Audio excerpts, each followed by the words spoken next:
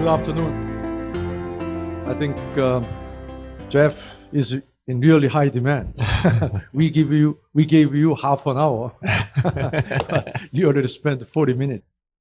But I'm sure that all of you in this room know him very well. And Jeff, I think, is the person who doesn't need any introduction at all. But at personal level, I can tell you that he is a great human being, Mr. Bodo. He's a great friend. He has a warm heart. And he is a great thinker. And he combines his great thinking with his warm heart into action. So he is also an activist. I never seen any academician who tries to translate his thinking and his words into action. He built more than 10 millennium villages across Africa. And he raised the fund himself, several hundreds of millions of dollars. And he traveled personally to all those villages. And he is, I think, best respected and recognized for the value of his advice to UN and the very fact that he has served 3 secretaries general, starting from Kofi Annan 2 decades ago, and Ban Ki-moon, and now Antonio Guterres.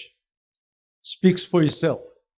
Serving 3 secretaries general speaks for itself about the value of his advice and the recognition given to his role. So please welcome him as a great thinker and great activist and a great human being.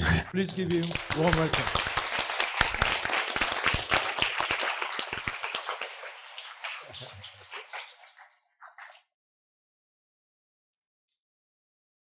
That's a nice introduction.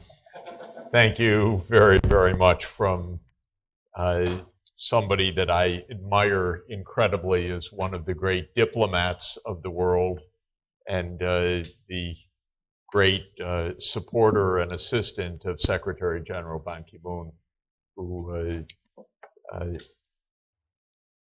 did so much for the world, and Won-Soo Kim did so much to help Ban Ki-moon accomplished so much. And now with the Ban Ki-moon Center at Yonsei University, this is an incredible opportunity to put into practice all of the great aspirations and leadership that Ban Ki-moon carried forward as Secretary General.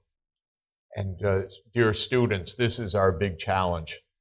It's not simple. This is a big assignment for you. You see, in 2015, the world made, because of Ban Ki-moon and all the hard work that he led, 2 major agreements that are essential for our global well-being. One of them, you know, is Agenda 2030. With 17 Sustainable Development Goals.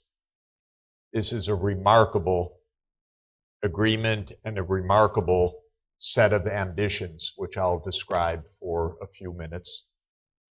And then just a few weeks after those goals were agreed by all 193 member governments of the United Nations, the same governments agreed in Paris on the Paris Climate Agreement. And so these are 2 back-to-back agreements that are really joined together to achieve a peaceful world of sustainable development. And it's hard. It was very, very hard to reach those agreements. It took years of careful, meticulous diplomacy.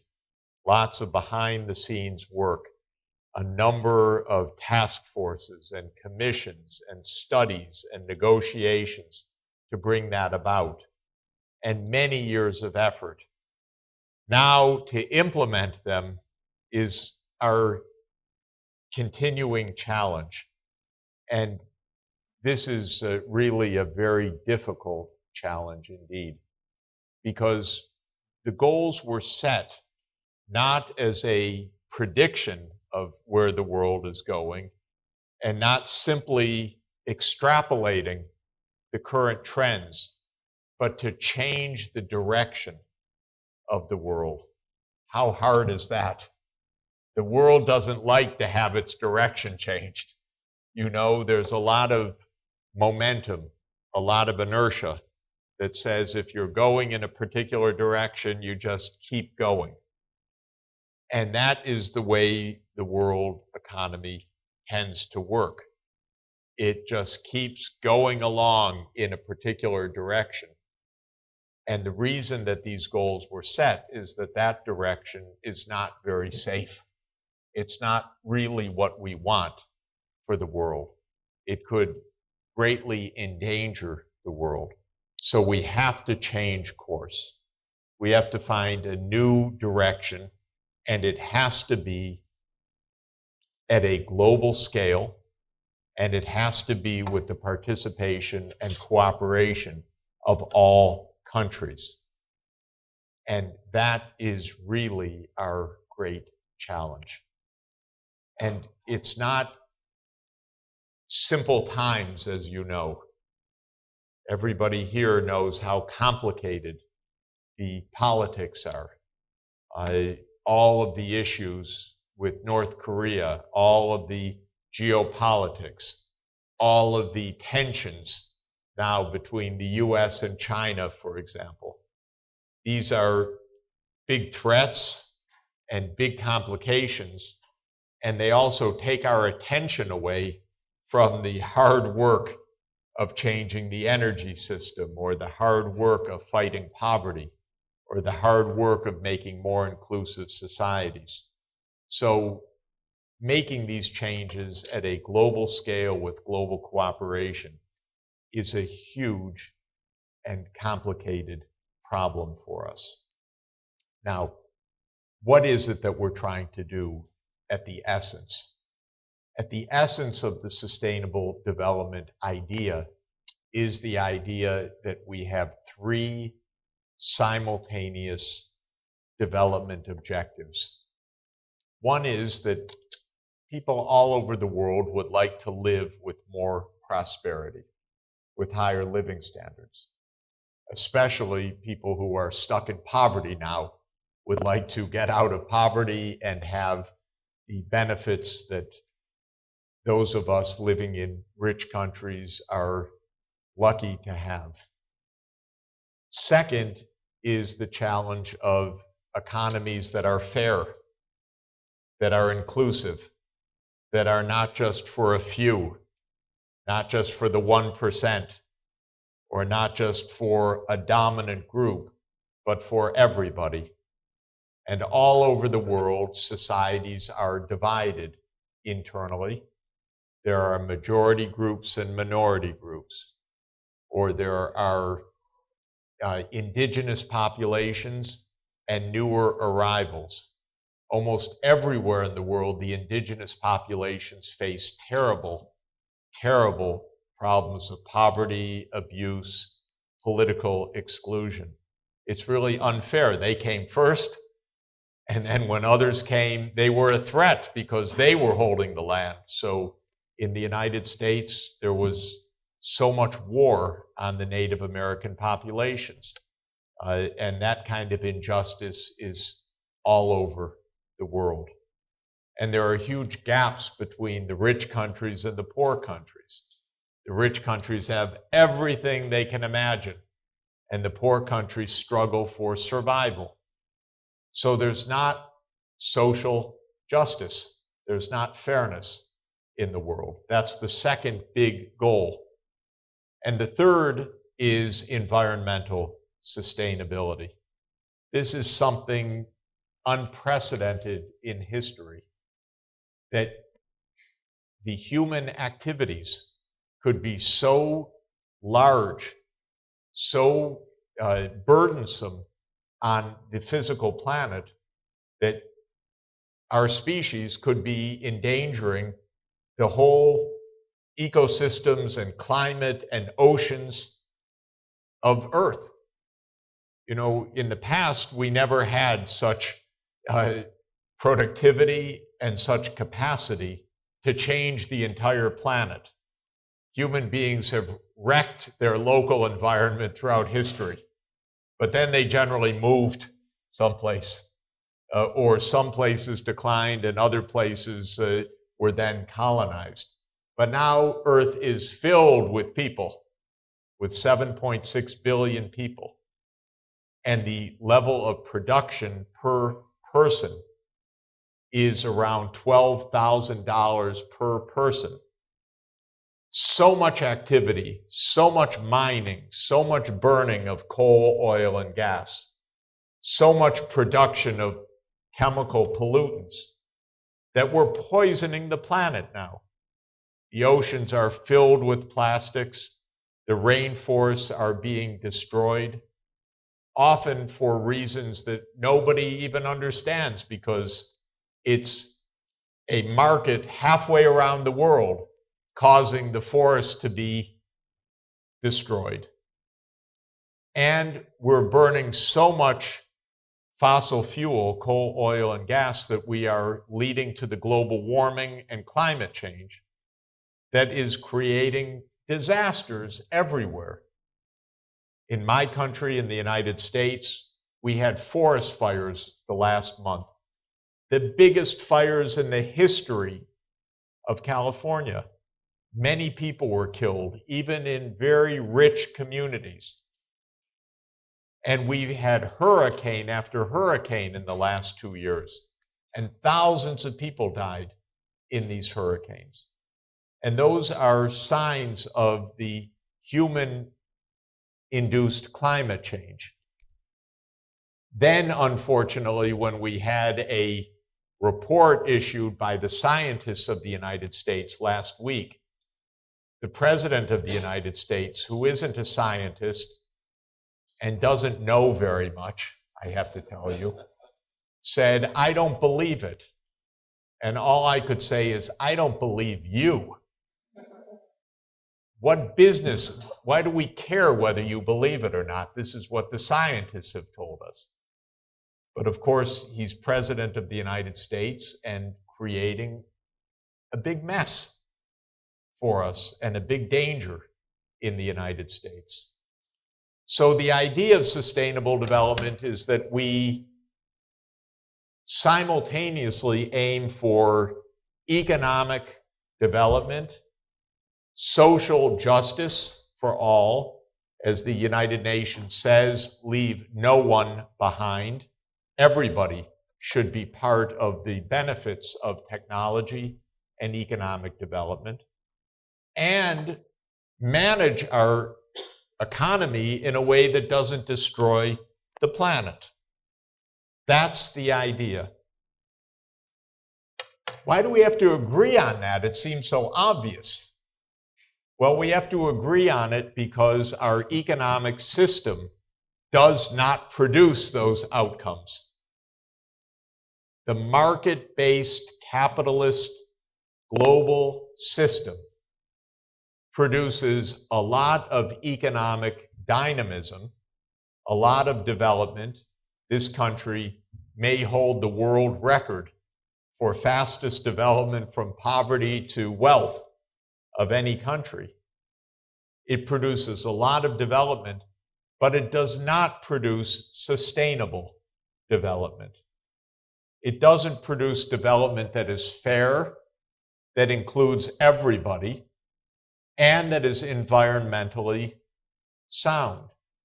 Even in this rich country where you have such wonderful engineers and such wonderful capacity, it's not sustainable development yet. We looked out of the hotel window in Incheon this morning. It was all haze, very gray.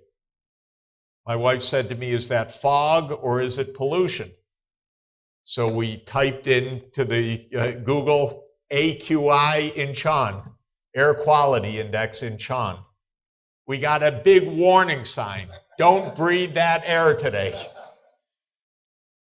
We didn't have any choice. We've been breathing the air all day, but it's not safe. And that's because the Korean economy is based on fossil fuels overwhelmingly. And it's based on internal combustion engine vehicles, and it's based on burning coal, oil, and gas. And the air is polluted, badly polluted. And we know that all over the world, especially Asia, there's massive pollution that's causing millions of premature deaths, actually. It's that bad. And in many places, many days, you're told, don't go outside. Are you kidding? Is that what wealth means, that you can't even go outside? Or that school is canceled for children for 10 days because the air is so bad in Kuala Lumpur or in Jakarta or in some other city that you can't even send your children to school? Is that what economic development is about?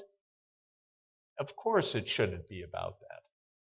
But that's what the economy produces. And so the challenge for us is to change direction. And that's why Agenda 2030 and why the Paris Climate Agreement were adopted.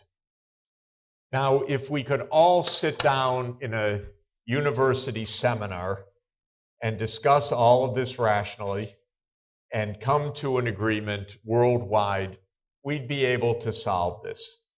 Because the truth is, the Sustainable Development Goals and the Paris Climate Agreement are achievable. That's the beauty of these objectives. They are technically achievable, and to achieve them would lead to huge benefits for the world. So much suffering would be ended. Children who are not in school now would have the opportunity for an education, to have a future of viability, to have future jobs, to have skills, not desperation, not extreme poverty. Millions and millions of kids will die this year of poverty. It won't make headlines to say, today thousands died of poverty, because the newspapers don't cover that story. It's true every single day. But children die because the water isn't safe, the air isn't safe, there isn't an antibiotic, there isn't a doctor or nurse around. When a mother is in childbirth, there's no medical facilities to keep the mother or the newborn alive. Really basic reasons that we could eliminate if we gave our attention and followed through on the promises that we have made. But that's not the course that we're on. And we adopted these goals because by itself, the economy will not accomplish this. The market economy, for example, is not very fair. Some people win and become incredibly rich, and other people lose and struggle in extreme poverty. Some people have jobs that give them more and more income, or they own property, maybe that they inherited from their father and mother, and have become very rich, whereas other people have nothing to their name and can't even get employment because they never had schooling, they don't have an education, they don't have skills that people demand in the labor market. And a market economy by itself will not solve those problems. It will actually tend to exacerbate those problems. Many of the market-based changes that are underway in the economy today. For example, robotics and automation and artificial intelligence are wonderful technologies that will put millions more people out of work because the technologies are good enough to replace the work, to mechanize the work, to replace the lower skilled workers. But what will happen to those workers? If it's just up to the market, they will suffer. They will face exclusion and poverty. But if it's up to society as a whole to help them, then they can be trained, have skills, have the income that they need. That's why sustainable development is a choice, not something that is automatically achieved. And when it comes to the environment, we face so many environmental crises right now because the market economy is not designed or equipped to save the natural environment. Coal, oil, and gas companies produce their products because it's profitable for them to produce them. People buy them and burn them, but the damage that's done affects the whole world and future generations. But the damages are not part of the market system. They're what we call externalities. You use the product or I use the product, but the negative effects are felt externally by the whole world. And all of this fossil fuel use contributes to this. But for the last 100 years, the fossil fuel companies, the big oil companies like Exxon or British Petroleum or Shell, were the most powerful companies in the world. And whether their product was safe or not, they were making lots of money. And they continue to be very powerful, even though we now know that it's dangerous to continue using that kind of energy. And we have to shift to wind and solar power, or nuclear power, or hydropower, or other kinds of zero carbon energy, because the carbon, when it's burned, is producing carbon dioxide, and that's warming the planet. But the market signals don't help, because the oil and the gas and the coal companies continue to make money. They continue to drill. They continue to corrupt the politicians. They continue to help to design the public policies. And so even though we know that this direction of so much fossil fuel is very dangerous, we're continuing exactly on this dangerous path right now. Yesterday, the United Nations issued a report that it issues every year to ask, how are we doing in implementing the Paris Climate Agreement? Are we on track or are we off track? It's a very sad report because it says we continue all of this bad behavior. And so we haven't changed the direction yet. Let me give you an example. There are so many. In Canada today, one province of Canada has what's called oil sands. This is a kind of oil that is mixed in the sediment. It's quite difficult to produce, and you need a lot of energy to produce it, so you release a lot of carbon dioxide in the production of these oil sands. So it's a fuel that contributes a lot to climate change. Canada has a lot of this in one province called Alberta, one of the provinces of the country. And you can imagine a lot of people want to get rich producing this. But the world cannot safely use these oil sands, because if all these oil sands were burned, the effect on global warming would be catastrophic. So we know we should be using more efficient, lower cost energy, not this less efficient, higher cost energy that the businesses in Alberta want to produce. Okay? Now, logically, we would sit down and say, don't produce that stuff, it's not good. And in fact, Canada has lots of renewable energy. It's got hydroelectric power, it's got lots of wind power. It has the ability to generate tremendous zero carbon energy. But instead, the politicians are desperate to produce the oil sands of Alberta, because politics is about money. And the politics of Canada has been heavily influenced by the idea of producing this oil.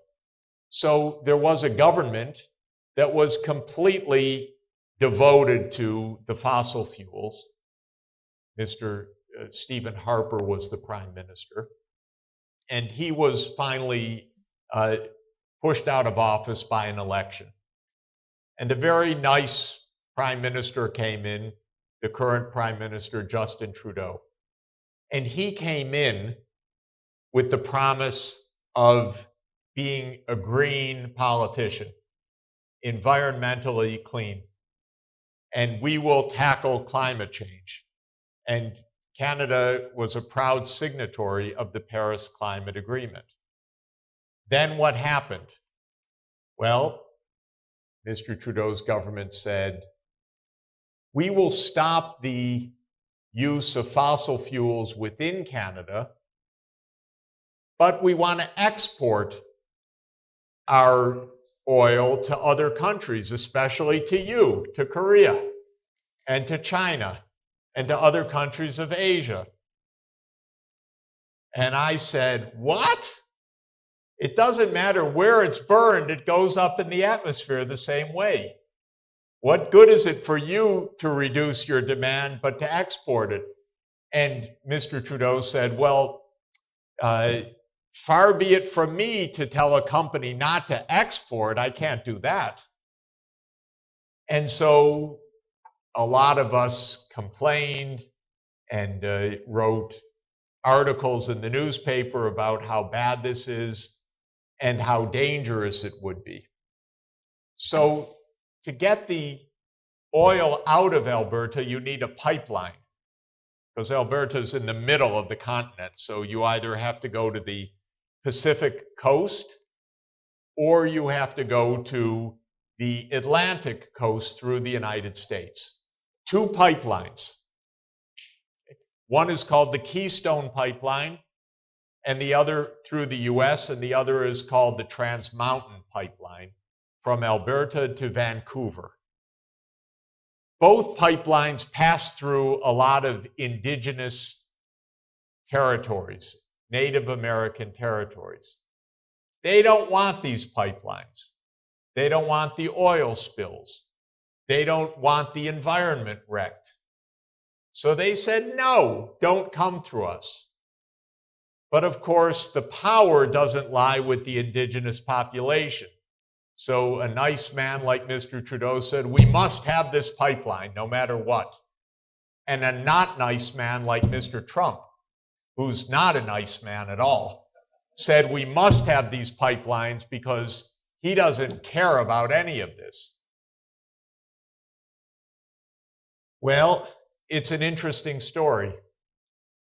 The courts in Canada and the United States have stopped both projects temporarily, saying that they're not environmentally safe and they don't respect the rights of the indigenous populations. So in the case of the Trans Mountain Pipeline, the company that was going to build it, which is a Texas-based company called Kinder Morgan, said, we don't want to build this pipeline anymore. We're going to lose money on this. So what would a nice green politician say? You would think he would say, okay, we tried, but we just can't do it. We give up. No. The Canadian government said we will pay $5 billion to buy the pipeline from Kinder Morgan, and we'll build it ourselves. This is a government that started green. Now it's spending $5 billion to be as dirty as it possibly can be. What is the lesson of this story? The lesson of this story is how hard it is for us to save ourselves because of how dirty the politics is. Mr. Trudeau is not asking what is good for the world. He's asking what is good for the election that's going to come up in Alberta, where the interests are for the oil. And so instead of leadership, and instead of all the reasons why we were so happy when he was elected, it turns out he's trying to use every part of government power to continue the bad behavior. You could say fossil fuels make politicians crazy because it's wealth, and wealth is driving us crazy and also wrecking the planet. Not because it's real wealth, because it's market wealth. It's social destruction. It's not real wealth, it's lowering our living standards, not raising our living standards. This kind of behavior is rampant in every country that has coal, oil, or gas. Mr. Trudeau looks like a saint compared to President Trump. If I started to list all of the idiotic things my president is doing, that would be the end of our day today. It would take hours because our system's corrupt, because he doesn't care, because he doesn't know, because we have in power somebody who shouldn't be in power. And it can create great damage for the world. Today, the G20 countries are meeting in Buenos Aires, and President Trump has insisted, keep climate change out of this agreement that we're going to sign. Well, what's the point of governments even being governments if they don't do what's in the common good or what they promised to do? And why should they spend fortunes going to conferences and not tell the truth? That is our problem. Or look at Australia, where I was a couple of weeks ago. That's a coal country. Even though Australia is being wrecked by global warming, the coral reefs, the Great Barrier Reef is being destroyed, forest fires, drought, heat waves, massive, massive destruction. The government still wants to export coal to Korea, to China, to India, instead of saying we need to end the dependence on coal because coal will kill us.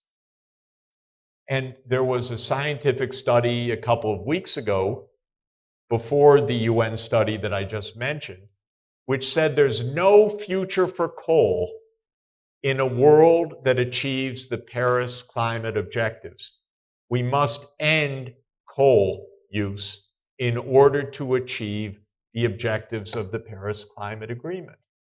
So all those very intelligent people in Australia with their university degrees and running in a democratic process still are doing the wrong thing. And this is why it is so hard for us to achieve the goals that we have said rightly are so vital for humanity. So what should we do? Of course, what we should do is think a lot harder, and then act on our rational thoughts. The first thing we should do is ask, what would it take to achieve the goals that we have set? Not when is the next election in Alberta, but what would it take to achieve the goals that we have set? And that is first a matter of analysis. So let me refer to that for Korea, for example, and for Northeast Asia. This is a region of great wealth, great technological know-how, and fossil fuel dependence. Indeed, a lot of the future of the world climate will be determined by what happens in China, Japan, Korea, and other countries of Asia. Of course, Asia has about 60% of the world's population and about half of the world's income. And Asia will be where the future of the world is determined. So the question is, how could Northeast Asia stay rich and prosperous without depending on fossil fuel imports? Well, the answer is by converting to renewable energy and some nuclear energy also, and connecting this region in a power grid that brings renewable energy from where it's located to where it is needed. And as I was arriving here today, I was reading a new study put forward by an institute in China called igeeTalks, which is a very important initiative of the Chinese government to promote an interconnected power transmission system to bring renewable energy from its strong pockets of productivity to the population centers. So Korea has some hydropower potential. There is a lot of wind potential in Northeast Asia. There's tremendous solar energy potential in the Gobi Desert of Mongolia, for example. Eastern Russia has tremendous renewable energy potential. And yet, there's no connection of all of these different locations and the economic and industrial centers that need the wind, solar, hydro, and other low carbon. So creating a grid that brings the low carbon energy to where it's needed is the technical solution. But then one has politics. Can North and South Korea be connected in a grid? Can the Korean Peninsula be connected with Russia, China, Japan? Could there be a connection not to Australia's coal, but to Australia's desert, which is all sunshine in the middle of Australia, to bring solar energy from Australia to Southeast Asia? You could put a cable underwater, under the ocean, under the Indian Ocean, to go from the Australian desert to Indonesia, for example, and then to a grid that would connect Southeast Asia with Northeast Asia. You can see that this would link all of the countries together in a common energy system. It is the right answer, actually. It may be the only feasible answer. It depends on cooperation, however, and it depends on a new political orientation. Right now, all of the countries that I mentioned have some deep issue with their neighbors. There are sanctions. There's the geopolitical divide. There's the United States saying, no, never do that. You can't trade here. Don't trust China here. Don't do this. Don't do that. Well, with those kinds of divisions, there are no answers possible. But if we could overcome the divisions and understand we have a shared common fate, and that we're all mutually interdependent, and that we have technology that can solve these problems, then suddenly what looks impossible becomes not only possible, it becomes the only answer for our future. It's still true, even if we agreed on that answer, we would have to tell the coal companies and the oil companies, sorry, there's no future for you. We really do have to tell these companies that. I said that to the CEO of ExxonMobil a few weeks ago. I really enjoyed it. I told him, your company will be out of business by 2050. He didn't believe me. I said, you could become the ExxonMobil wind company, but you can't stay the ExxonMobil oil company because we don't need you. After the mid-century, you're going to have to go out of business. These are hard truths. The fact is that some rich people will be a little bit less rich. It won't matter too much for jobs because the number of jobs involved is very tiny. And the future of the planet involves a lot more people. But those few places that are really hurt by that economically could be helped to make the adjustments so that everybody is made better off. By my count, there are just 6 basic transformations that we need to achieve the Sustainable Development Goals. And I'll just mention them quickly and then conclude, and we will go to discussion. The first is the energy transformation.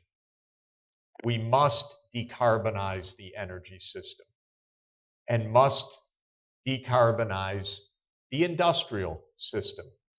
But technologically, it's possible to do. It requires a long-term cooperative plan led by engineers, implemented by governments, because that's the safe approach. It requires in this region that Korea, Japan, China cooperate closely. That's the only solution for decarbonization, is close regional cooperation in an interconnected energy system. It's a good solution. The second transformation we need is sustainable land use, because we have to stop chopping down the rainforests. We have to stop destroying biodiversity.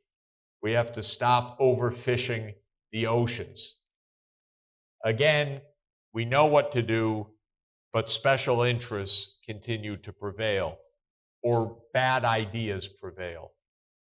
This weekend, there was a good story, it's a sad story, but a well-told story in the New York Times Magazine about a bad decision made by the United States Senate 10 years ago, which said that the US should have some biofuel for energy, meaning using crops or land production for energy rather than wind and solar and other kinds of energy. So they made a law that was a bad law because it was a law based on special interests, not a law based on good science. And suddenly, to produce the biodiesel, the companies started chopping down the trees in Malaysia and Indonesia to plant palm oil. Massive deforestation to produce palm oil that could be turned into biodiesel. This is a very bad idea.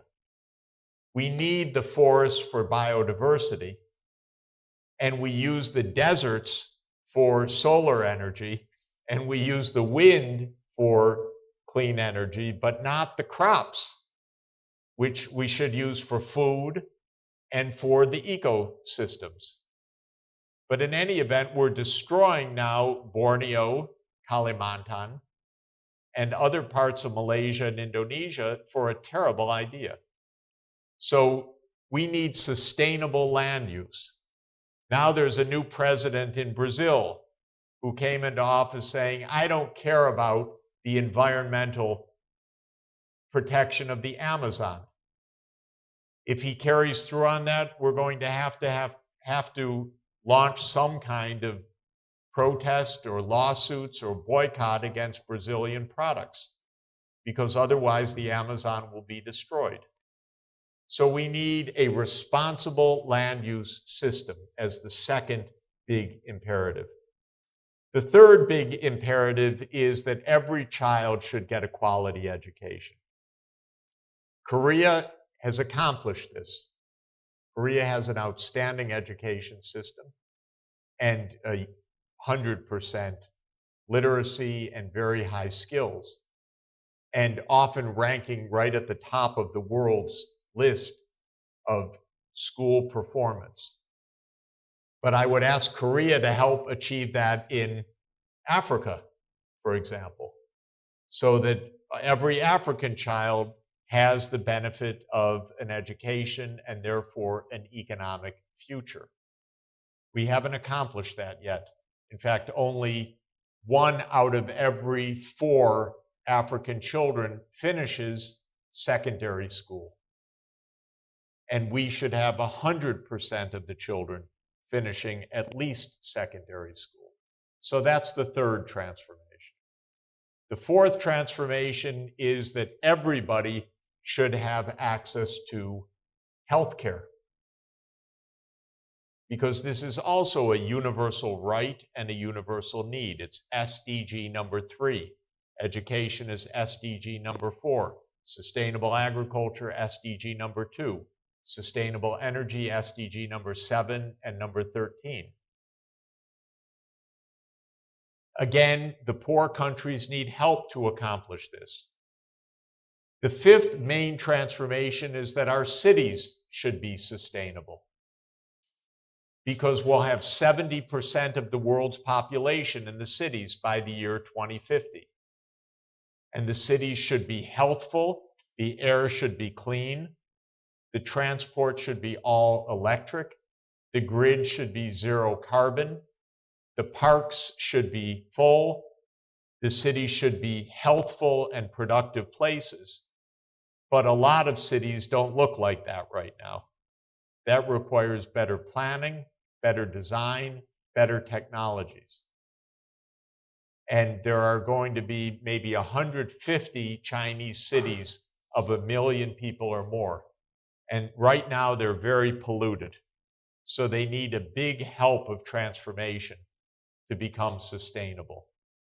And the sixth transformation I would mention, again, Korea's in the lead, is the digitization of the economy, the digital revolution.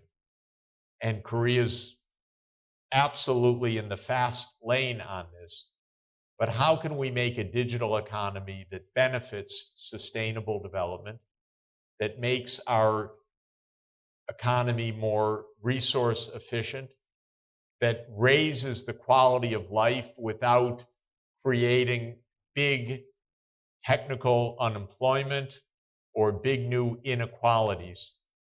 And how do we preserve and protect civil rights and privacy in the digital age? These are big challenges. And Korea's in the leadership. You're selling the hardware, the software to make the digital revolution. It's one of the great impulses of this economy.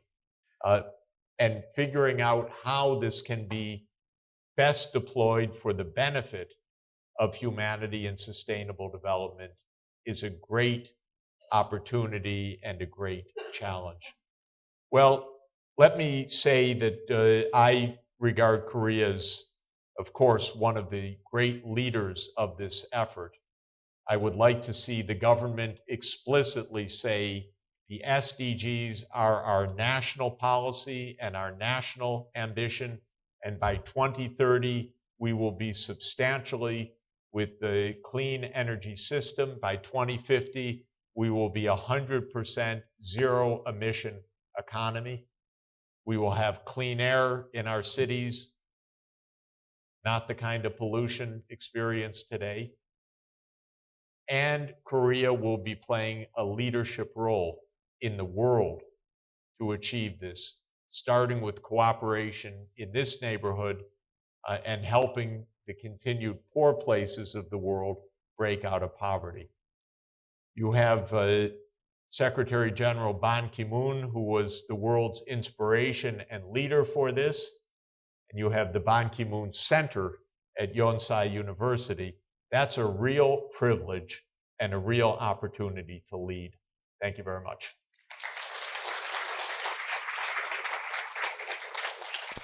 Although today's title was Sustainability and Future Cities, actually Jeff didn't say much on sustainable cities, but if we infer from what he summarized as 6 transformations, all those transformations must happen starting from cities. Absolutely. So by implication, you place a highest priority on sustainable cities agenda as the agenda which is connected to all 17 sustainable development goals. So I'd like to invite Professor Jung, first elaborating a little bit about how you see the connection, that interlink between cities and sustainability, but within 5 minutes, because I want to give as much time as possible to the audience. Well, thank you, Professor Sachs. I think it's a great opportunity. And before I make the comment, I found that there are many students here who take my course, Sustainable Development and Energy Policy. So 2 weeks later, you're gonna have the final exam. Don't forget, he talked about the 6 important transformations. That should be one of your final exam questions. Thank you. And for the sustainability, and as you mentioned, you touched some of the SDG goals and so on, especially in your last part. You emphasize these 6 important transformations. And this morning I had a class, and I told them the same thing.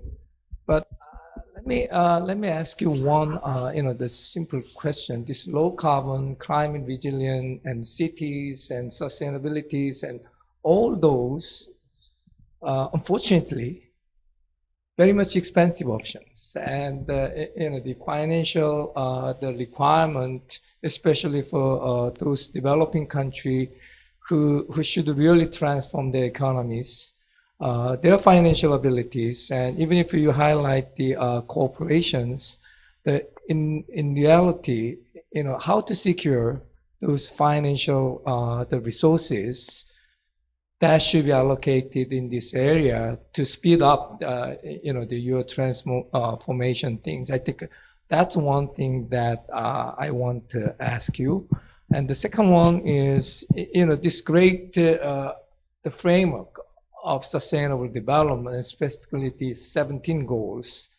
If we look at one by one, there are some not trade-off, but there are some not really synergy. There are sometimes the plus and minus and so on. So as an architecture of these SDGs, if you give us a little bit more concrete advice how to harmonize all those 17 goals, I think that's my second question. And I'll toss the city issue to Professor Lee. Thank you. And thank you so much for doing it within time limit. Professor Lee. Thank you, Professor Jeffrey Sachs. While listening to your lecture, I I think in many ways I'm totally in line with your argument. Rather than raising a questions, I want to give a couple of comments related the relationship between sustainable development issue and smart cities. And I will give you just a final question. As a political scientist who is studying political economy of development, I happen to be a member of the study group, Smart City. Recently, the Korean government, MOLIT, Ministry of Land and Infrastructure and Transportation, they have issued a very big project of the Smart City in Korea. I became a member of the project. I'm working with many engineers and scientists to do that. My impression is that as a political scientist, that the project of the Smart City is becoming very, very commercial.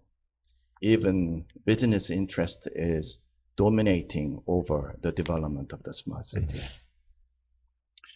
I think in my view, there are two kinds of smart city is rising. One is ubiquitous smart city, and also we are hoping to see a sustainable smart city. But naturally, with a strong business interest, they are rather talking about ubiquitous smart city. They argue ubiquitous smart city will guarantee more convenience. If you live in the smart city, you will feel more comfortable and you will have a more convenient utilities. And some even argue, scientists argue, that you will become happier in it. But I do not agree. Actually, smart city, sometimes it doesn't guarantee convenience. You will feel more uncomfortable, even inconvenient, living in that. For example, if you go to Copenhagen, which is one of the most developed, knowledgeable smart city, very inconvenient, very expensive to own the car. It is very also expensive to drive through your car into the city center. Many of them are riding bicycle. So we need, as you said, we need a new kinds of education. What is the sustainable smart city rather than ubiquitous smart city? You see, convenience does not necessarily guarantee the happiness or quality of life. That is one of the target goal we need to think about. And secondly, smart city is very subject. It can be very subject to inequality issue as well. Sustainable, the smart city, which is equipped with a very highly developed, digitalized electric gadgets, it could be a very expensive city. To build is expensive, to maintain is expensive. If you live in the smart city area, you will become a rich man. Otherwise, you are not. So therefore, and also digital divide is another issue. So we are talking about smart city, which might become sustainable. Actually, it is not. So therefore, we need a additional consideration of it as well. I don't have enough time. So when I teach my students, I often cite Amartya Sen's definition of development, the process in which your liberty is expanding, you see. However, as from a political science perspective, current development of smart city is not that much healthy. You see, it is very much energy consuming as well.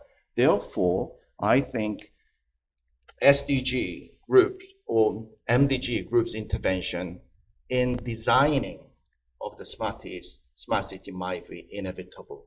We need to educate the philosophy of the sustainability to the groups of the smart city researchers.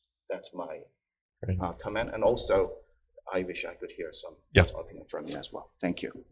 Thank you, Professor Zhang and Professor Lee, for your questions. And I think both of you pointed out to the interconnection as well as possible trade-off between sustainable development goals. And also, there is a need for international monitoring and oversight, of course, because governments tend to act in their perceived national interest, selfish national interest, which may come at the expense of other countries' national interest and overall implementation of sustainable development goals. But all of us know international oversight is very weak. So governance issue must be closely looked at. So with that, I'd like to now invite Jeff to respond to these questions, and then I'll open up the floor for the audience. Thank you. Let me turn to the question of how to pay for the Sustainable Development Goals. One thing you can study is what are the extra investments that are needed to shift from the unsustainable and unfair economy that we have now to a sustainable economy. It does require more investment spending. And it also requires different kinds of spending, less spending or no spending on developing new oil, coal, and gas, but yes, more spending on building a power grid or renewable energy. So partly it's a shift of the kind of investment, and partly it's increased costs for certain kinds of investment, because a renewable energy system will be more expensive perhaps than a traditional fossil fuel system. Of course, getting precise costs for all of these investments at a world level is too hard for analysis. We have to make some guesses and some estimates. But the general evidence is that the incremental costs to achieve sustainable development are roughly 2 or 3% of the world output per year to accomplish all that we have said. Not 10%, not 30%, just a couple of percent. World output is nearly $100 trillion a year. So 2% is something like $2 trillion a year. It's not a small number. It's more than I have, more than you have, but it's not more than the world has. It's something within reach. Incidentally, the wealth, not the income, but the wealth of the billionaires in the world is $10 trillion, to give you an idea. The output of the US economy each year is $20 trillion. So $2 trillion is a manageable number, but it requires a lot of effort and an agreement of governments. The problem mainly is not the cost. The problem is that for poor countries, it's beyond what they can accomplish. And the rich countries don't want to share with the poor countries. This is the biggest problem, not the absolute cost, but the inequality of income. The way that our world economy works is that governments raise taxes within the country to invest in the country's own need, but they do very little to help anybody else in the world. And there are basically no international taxes that cover the international needs. I published today, actually, an op-ed in Project Syndicate, if you look at that website, Project Syndicate, about this problem of taxes not being organized at the level that we need it. We don't have any international taxes to cover international needs. And the amount of spending on the UN, for example, is tiny, but the rich countries are very, very stingy with their money. You know, the United States, for example, complains all the time about the cost of the UN. Oh, the UN's so costly. Oh, the UN's so expensive. But the actual basic budget of the UN, the core budget of the UN, is just $2.7 billion a year.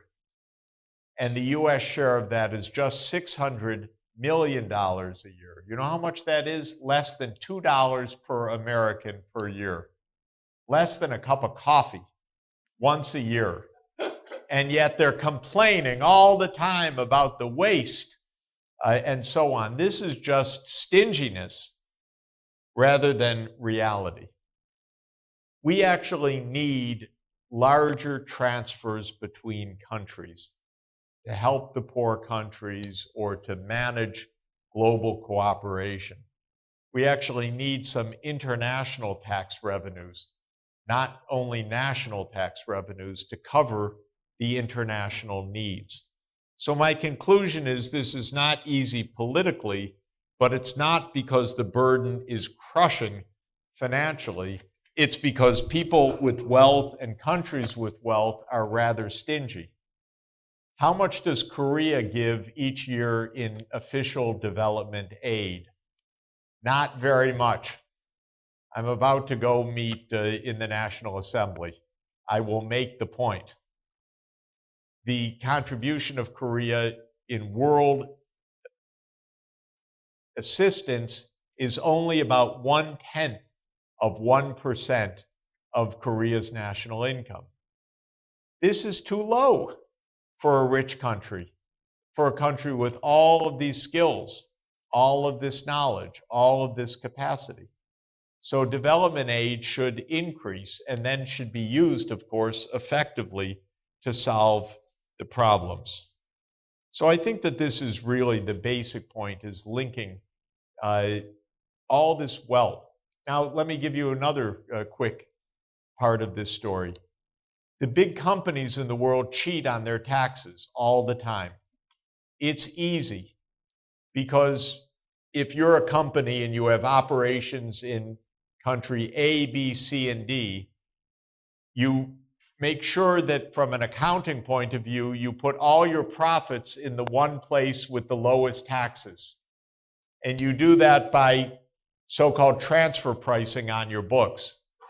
Indeed, for big companies like Amazon or Apple or Google, their profits all end up in the British Virgin Islands or the Cayman Islands, where they don't even have operations because they cheat. I'm telling you a secret. They cheat like crazy.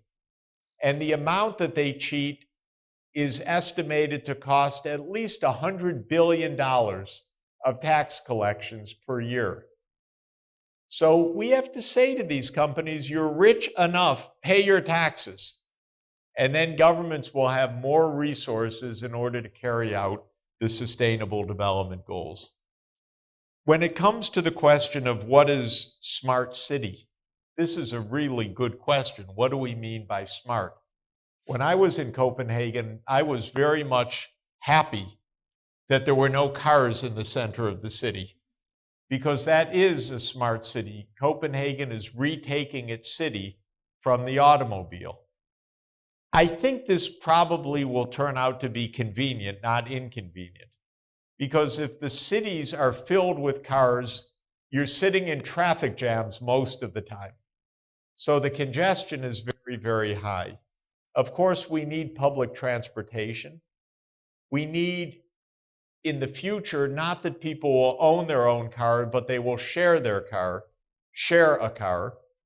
You'll just go to a car. It's happening now, of course. You go to a car, you get in, you're automatically charged, you drive it a couple kilometers, you leave it someplace else. And that way the car is occupied, or in the future, of course, the car will drive you. You won't have to drive the car. You'll just put in where you're going, you'll get in, and the car will drive you, and the city streets will be organized so that it's safe for autonomous driving. And I'm sure that we're going to reach that level quickly. And the cars will all be electric also. They won't be internal combustion engine. And since Korea is a major automotive producer, make sure that your companies go electric fast, because that's the future. If you still have internal combustion engine, you could lose your whole market in the future. And so this is another part of a smart city. But on income inequality, one thing for sure, we can't achieve high degree of equality simply by market forces. Market forces will lead to inequality of outcomes. So the way to have equality, in part, is by taxation and then redistribution of income. Without that, you can't have equality. Korea is not so unequal, but the level of taxation remains quite low in Korea as a national share, roughly 23 or 24% of all government revenues. Whereas in the most equal countries like Sweden or Norway or Denmark, it's almost 50%. But why do they tax so much in those countries? Because everybody gets the benefits: healthcare, education, vacation time, family support, early childhood development, support for young children.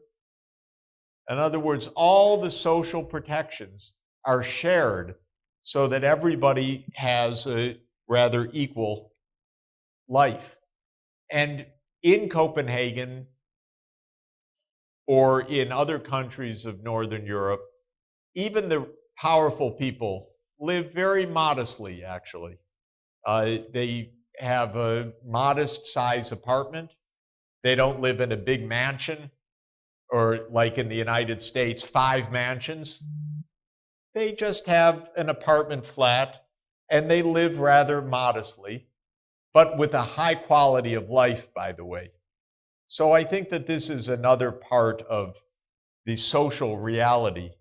Don't expect big houses and big yachts and privately owned islands and all of these things that the world can't manage.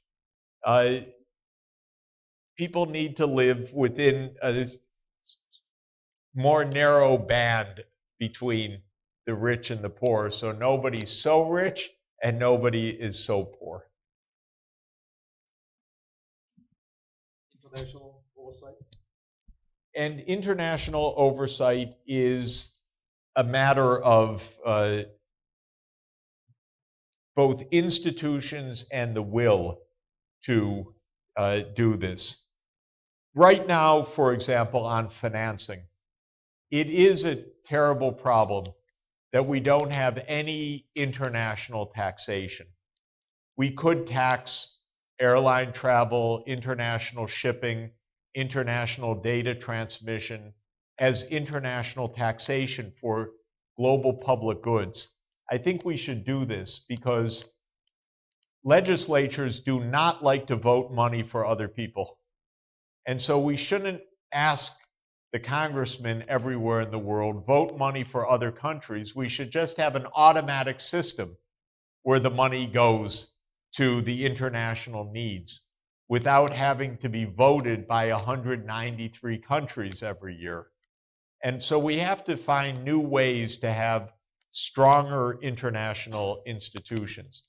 Of course, one of the biggest challenges right now, it is a historic challenge, is the fact that the international system was largely designed by the United States at a time when the US was the most powerful country in the world and the dominant country in the world. At the end of World War II, the United States was about 30% of the world production, and all the technology advantage was with the United States. And the US had only 1 day of war on US soil, 1 day, December 7, 1941. Other than that, the US wasn't touched directly by the Second World War. So the US was dominant. Had a great leader at the time, our greatest president, Franklin Roosevelt, and he had a great idea of the United Nations. And the US made the championship of the United Nations. Now we're in a very different time because the US isn't the dominant country that way anymore. China is the same size economy. China's a larger trading partner of almost everybody, including Korea.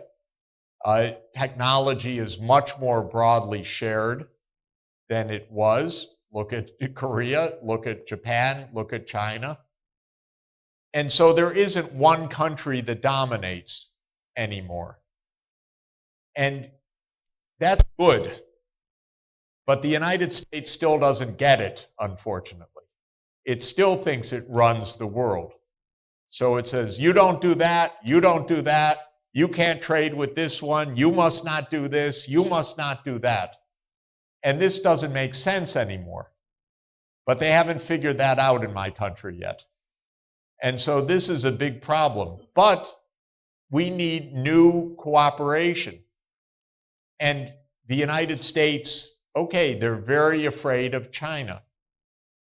And this is a real problem. And that's why there's new trade conflict. Not because, in my opinion, China is violating the rules any more than anyone else, but because the United States is trying to keep China down and say, you don't deal with China, we're not going to buy Chinese goods, we're going to keep China out, you can't buy Huawei, you can't do that. This is trying to divide the world and to say to Korea, no, you deal with the US, you don't deal with them. I'm sure that an American official would say, my idea of supporting the grid of China, Korea, Japan, oh, that's a terrible idea. That would reduce Korea's security. Well, I don't believe that. I believe that regional cooperation will be much more secure than not. But this is part of the problem of cooperation. The big powers are not cooperating right now. And we need that cooperation. That's the best part of the UN. And it is really the best part of the Security Council. I like the fact, actually, that all the big powers need to agree. If only they would abide by the decisions of the Security Council. Because, you know, many times, I know I'm digressing, but many times China or Russia oppose the US in the Security Council. And then in the United States, we said, you see, they're just obstacles. But actually, they were opposing the US for the right reason, because the US wanted to do something really stupid, like bomb Iraq.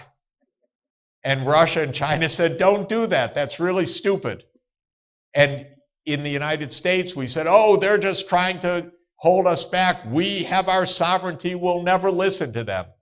And then we bombed Iraq, and it's been, of course, 15 years of disaster as a result of that. So if we had listened to the advice in this Security Council, we would have been much better off than not. So I rather like the fact that you have to agree among the major countries. But we have to tell the United States and all the other big, powerful countries, you have to play by the rules. No country gets a free pass. Everybody obeys the rules, then we're going to have a peaceful world.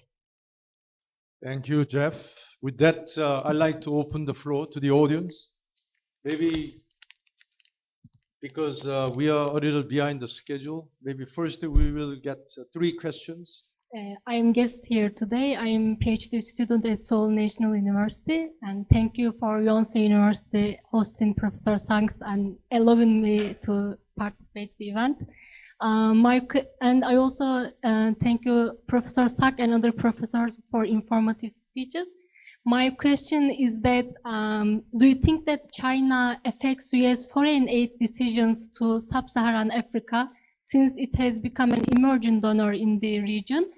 And secondly, you partially answered that already, but would the cooperation be possible so that developing countries of Africa can achieve taking up a few steps up in the development ladder, particularly thanks to investment in energy and environment infrastructure?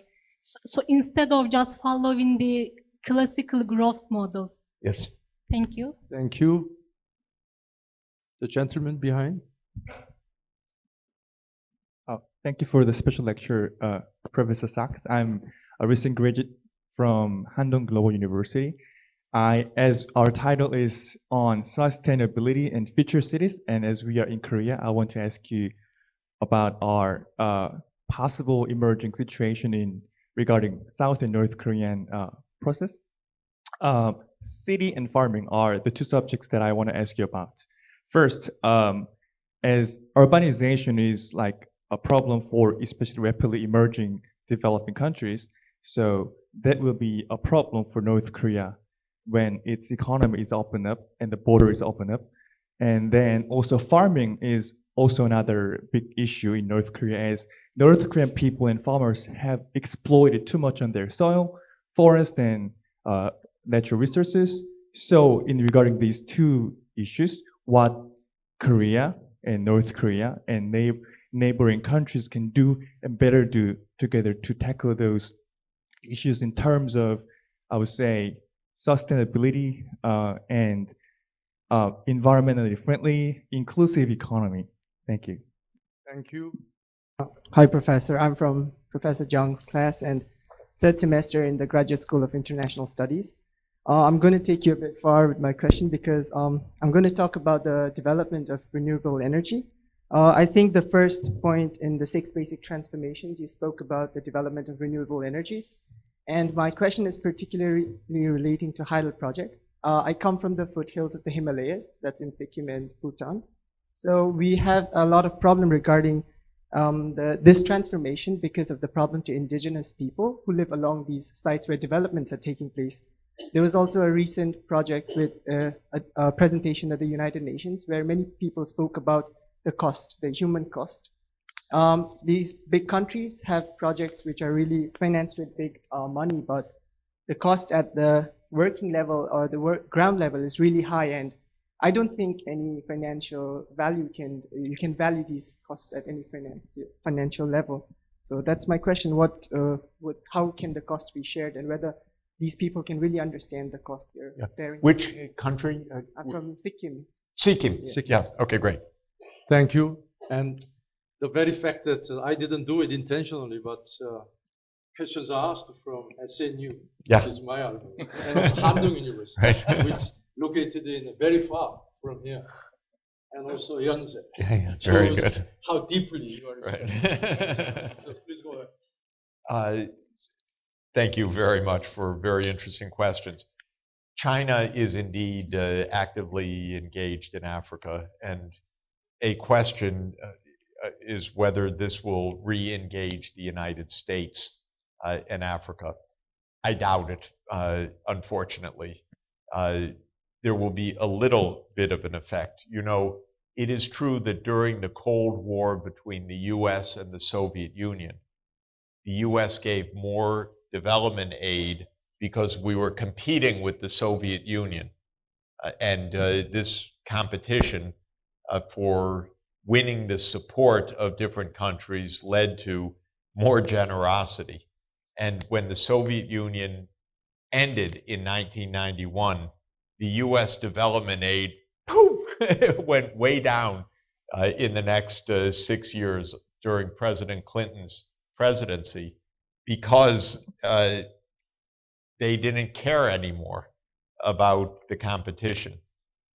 There's a little bit of this going on in that recently the World Bank was given a new replenishment, new capital round, which everybody expected the Trump administration to oppose, because Trump doesn't like any multilateral agency. So everyone said he'll not support the World Bank. But somebody told him the World Bank is competition against China. And he said, okay, then I'll support the World Bank. So that's in the sense that you're discussing. But the US is too distracted to play a major role, I'm afraid, in African development. This will have to be more from Asia and from Europe rather than from the US, is my guess. And I think that Africa will be able to make some important breakthroughs. One of the very key points for Africa is that while Africa doesn't have a lot of fossil fuel, it has some, but not a lot. It has a lot of sunshine. It's got enough solar energy actually to provide the whole world. If there were a power line, you could have the whole world on African power production. So this is where I expect China to play a significant role. But I think that actually all of East Asia should be more involved. China, Korea, Japan, and Europe working together with Africa for the regional development. And there is a big market ahead also. But at the beginning, this has to be done more on the basis of development aid rather than simply commercial investments.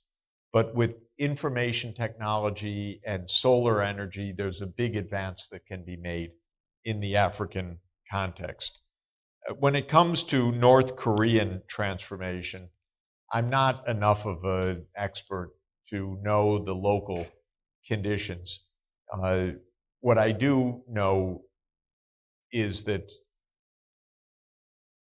when the time comes for transformation, which I hope is soon, it will be a 20-year process, not something that will happen immediately.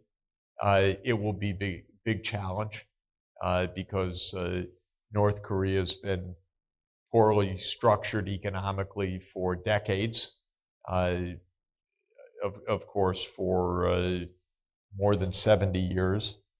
And it will be expensive for South Korea also. This will be a big investment that will have to be made. We learned a lot in the Eastern European transformation. I was very much involved all over Eastern Europe, so I saw a lot and I learned a lot, which I'll be happy to share when the moment is useful. Because there are big mistakes and there are smaller mistakes and there are things that can be done. But one thing is for sure, North Korea would benefit incredibly from economic reform, of course. It's quite desperately poor, except in the military sector. And in the rest of the economy, it's under terrible, terrible, terrible burdens. And yet, the people are very skilled and industrious, and there could be a major, major increase of living standards in a period of a generation, which would be a historic transformation. So I hope that the political conditions make that possible to achieve very soon. On the question of hydropower, I think two things should be said. One, first of all, there is no perfect energy source. And everything needs to be put in some comparative terms.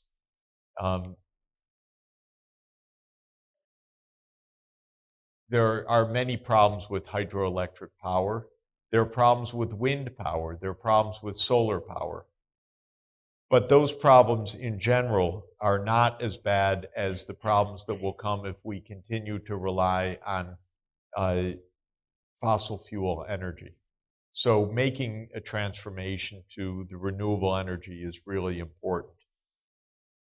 Not every hydro project should be made. And even within a hydro project, there are choices. There is run-of-the-river hydropower or large dams that build large reservoirs. And I don't know Sikim's topography and its options, but with hydropower, there are three choices. Big reservoirs, run-of-the-river, or don't build it at all. And it depends. It depends on the income alternatives, on the compensation to people who are hurt, on the possible cultural or ecological losses that are incurred. In general, I've worked with Bhutan a bit, and I've discussed this issue in Nepal, not in Sikkim, but for Bhutan, hydropower has been an important benefit. It's the only major export of the country, actually, other than tourist services, which is not so desirable also, by the way. It creates a lot of mess. It wrecks the culture even more, perhaps. And the hydropower has worked relatively well. Nepal has not undertaken those projects because Nepal's relations with India have been very difficult. And Nepal has suffered a lot of poverty and instability without any of the benefits of selling hydroelectric power into the Indian market. And so I think these choices are really require careful analysis of what the options are. And many of my environmental friends are against, they love electricity, but they're against all sources of electricity. So they're against every specific project. Of course, they hate nuclear power. They don't like wind power because it kills birds. It's sometimes noisy. It doesn't look nice. They don't even like solar power because it can change, even in a desert, it can change the ecology. They don't like hydropower at all. They don't like power lines because those are unsightly and no one wants power lines. But they do love electricity. This is a real problem because what we end up with in that kind of approach is actually the status quo, which is the worst. And so we have to decide what is the rational approach that we're going to take. Thank you. To be fair, one last question from the left wing. My name is Claudia, and I'm an exchange student at Yonsei University from a Danish university. From? Danish University, Danish. Aalborg University. Okay. Yes. So I strongly agree with Copenhagen. We don't need car. I don't need a car to go from my city where I live to go to university every day. I'm taking a car with someone else because in Denmark we have an application. Yeah. So we actually already have a working system. You don't need to own a car. It's cheaper Right. to just travel. Regarding your speech, you have mentioned that changing from fossil fuel energies will not affect so highly the labor and workforces. But recently in Seoul, they faced if we take future cities and smart cities, they wanted to introduce Uber in Seoul, but the taxi drivers have strongly opposed it. So the politicians has returned giving the permit, and there was a big law. They went to court with Uber. So how can politicians be prepared for these opposing groups, or what kind of policy measures they should make in order to help them or educate maybe the taxi drivers to this shift or to a very new and a different type of working labor that we will need? Because there are generations that are, for them, smart cities and all these self-driving cars are very new ideas. So how will the governance help them cope with this new generation and our new ideas, our way of living? Great question. First, I will confess I'm a frequent Uber user. So you have to take my biases. I'm all the time using Uber all over the world. And it's very convenient. And it works quite well. There are two issues, I think, there are maybe three considerations. One, should there be car hailing services like Uber? And I would say yes, it's a very convenient technology. And soon there won't be a driver there, there will just be the vehicle or something like that. So we will, and I think that this is a benefit for our convenience, and it's quite an innovation. Second, is it fair in competition? And this is a question about the labor standards and the conditions of work. In the United States, for example, Uber drivers work for very little and they have no labor rights at all. And so they compete in a way unfairly. Uber even says the driver is not our employee. We don't have to take care of them. They just have their own car and they're using this service, but they're not really our employee. I think this actually is not appropriate. And workers need their rights, and you can't just technically define away the workers' rights.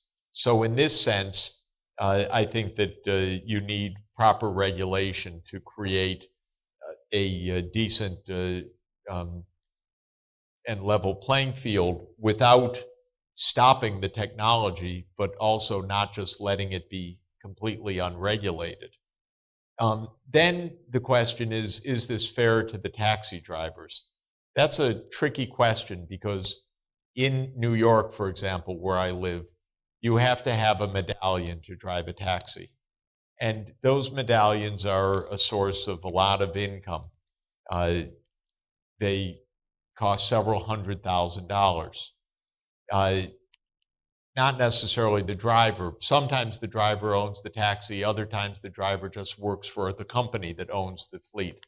When Uber came in, the market value of those medallions fell very sharply because there was competition. And that they suffered a capital loss. Is that inappropriate? It's a little tricky because it's a tricky question, but I don't have a pure answer for it. I think it's probably life of investment that nobody has the right to a return on their investment. The rules change, your investment becomes lower value. If we always said you can't change the rules because someone would lose, we'd never make changes in the economy. And that would be that would frustrate all of the improvements that we need. So broadly speaking, I'm in favor of Uber-type services. I'm in favor of them being regulated. I'm in favor of them being allowed in.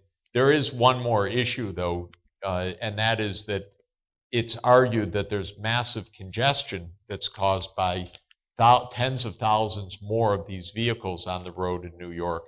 And managing the overall congestion of the vehicles is important. We need a congestion tax to start reducing the use of the streets, the over-congestion, just like in Copenhagen. But when New York City tried to put that on, the New York State opposed it because it's people coming from outside of the New York City that drive in the city and that go out, and in our system, the state legislature decides the rules, not the city. And so it was the people from living outside that drive in every day that didn't want to pay the congestion tax. And New York City is very congested now, so Uber is added to the congestion. So the issues are, do you want car hailing? Should it be regulated? Is it unfair to taxi drivers? And managing congestion. That's a whole bunch of public policy issues. But I would like there to be congestion regulation, labor regulation, and Uber, all of them. Thank you. Before concluding, I'd like all of you to go with the 3 takeaways, as Jeff and our panelists emphasized. First takeaway is, as Jeff said, SDG should be owned by all of you. So ownership, individual ownership. Second takeaway is for everyone, as the owner of SDG, to change your thinking and change your lifestyle. Solutions must start from all of us at individual level. Third takeaway, don't forget to remind political and government leaders to get the priorities right. Because simple question, like what to do with Uber type service, requires a lot of policy making. And they have to get the policy priorities right.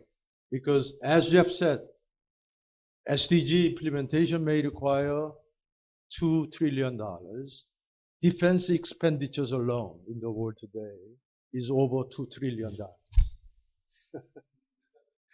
And whole ODA we spend is $140 billion. It's too small. So please don't forget to remind our political and government leaders to get their jobs done. And with that, before I like to maybe give final word to Jeff, I also like to recognize two hosts of today's event, Professor Son from Severance and Vice President Lee Kyung-tae from Business School, and he's the Vice President of the university. I think you may want to give him some small token of appreciation.